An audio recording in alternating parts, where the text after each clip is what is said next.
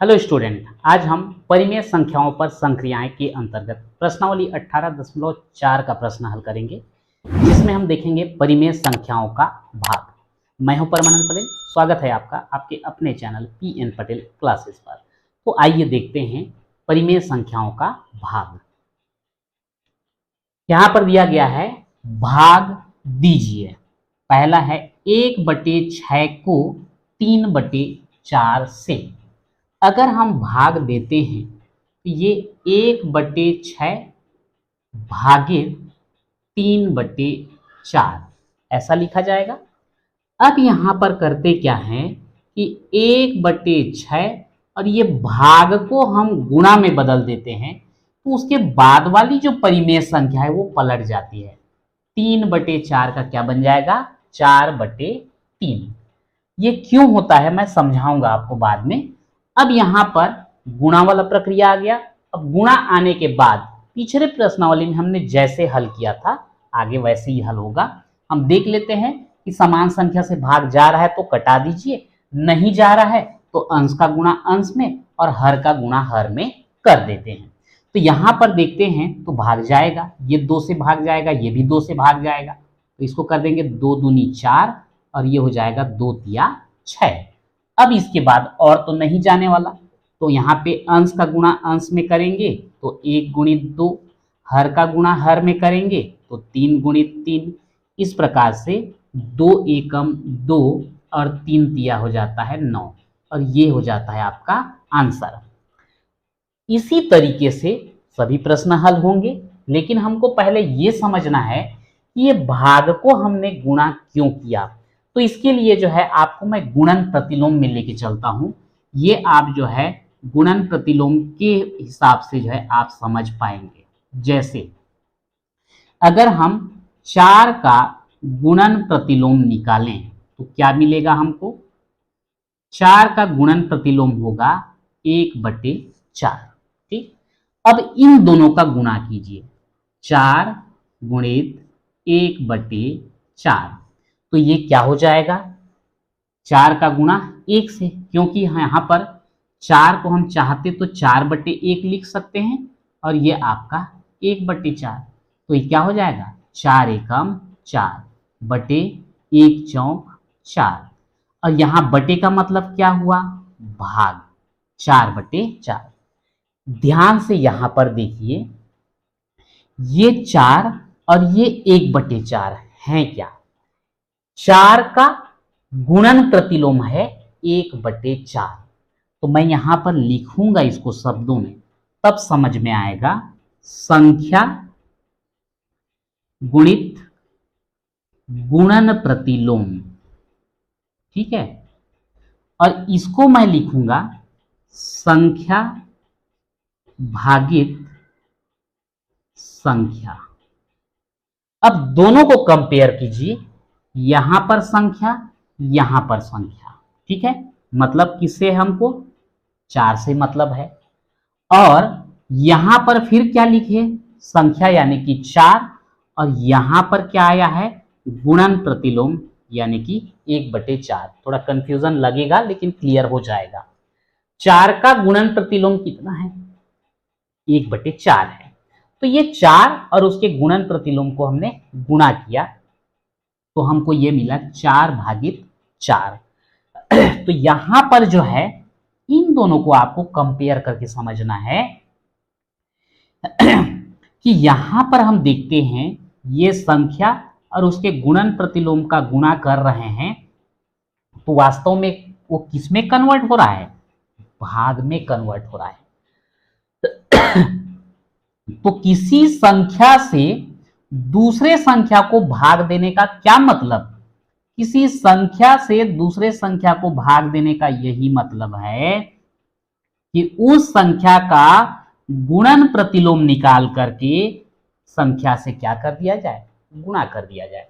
इसीलिए ये जो भाग था उसको जब गुणा में बदला गया तो 3/4 का गुणन प्रतिलोम ज्ञात किए, इसलिए पलट गया ये 4/3। तो भाग देने का मतलब है इस संख्या का गुणन प्रतिलोम ज्ञात करके, यानी कि पलट करके पहले संख्या में गुणा करना। तो इसीलिए जो है ये प्रक्रिया हमको करना पड़ता है। उम्मीद है आपको समझ में आ गया होगा।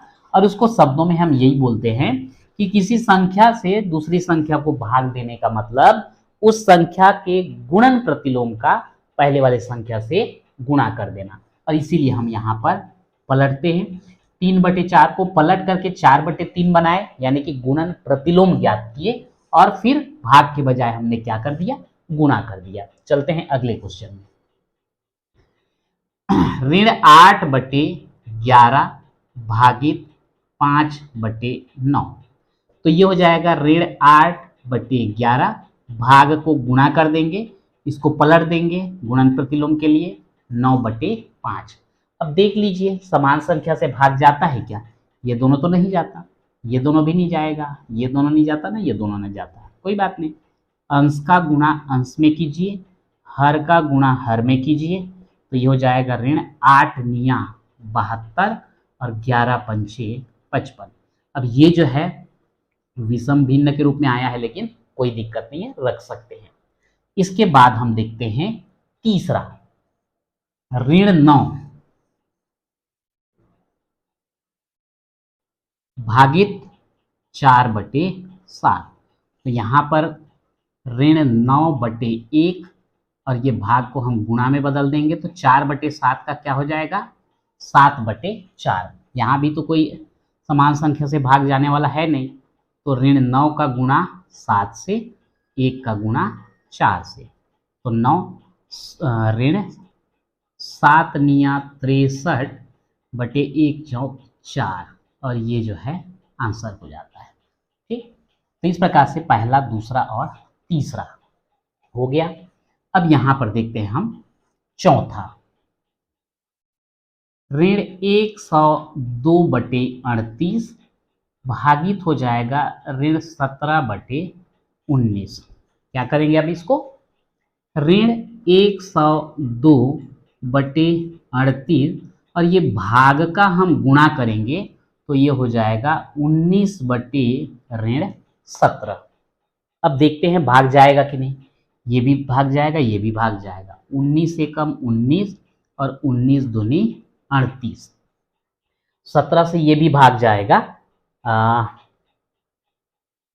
शायद 6 बार, 17 गुणित 6 अगर करें, 6 7 42 का 2 हासिल 4, 6 एकम 6 और 4 10। ठीक, तो ये आपका 17 एकम 17 और 17 छिक्का 102 और भी कटेगा, ये 2 और ये 6, 2 एकम 2 और 2 तिया 6, तो क्या बचा, ऋण 3 गुणित 1 बटे में 1 गुणित ये ऋण 1, क्या हो जाएगा, ये ऋण 3 बटे ऋण 1। अब यहाँ ऋण और ऋण का गुणा भाग तो क्या हो जाएगा, धन हो जाएगा, और 1 से 3 को भाग दोगे तो 3 आ जाएगा, और ये जो है आपका आंसर हो जाता है। ठीक है, चलते हैं पांचवा में। पांचवा क्या दिया है, 6/15 भागित 8/35। ये हो जाएगा आपका 6/15 और भाग का गुणा करेंगे, तो ये ऋण 35/8। घटाइए, 2 तिया 6, 2 चौक 8, 5 तिया 15 और 5 सत्ते 35, 3 एकम 3 और 3 एकम 3, तो यहाँ 1 गुणित ऋण 7 और बटे में 1 गुणित 4, कितना आएगा, 7 एकम 7 बटे 4 एकम 4, ये धन और ऋण का ऋण, तो ये आ गया आपका ऋण 7/4। छठवां देखते हैं इसका, छठवां में दिया गया है आपका ऋण 60/9 भागित ऋण 10 है, तो उसको मैं ऋण 10/1 लिख देता हूं, ये हो जाएगा ऋण 60/9 गुणित, इसको गुणित करेंगे तो पलटेगा ऋण 1/10।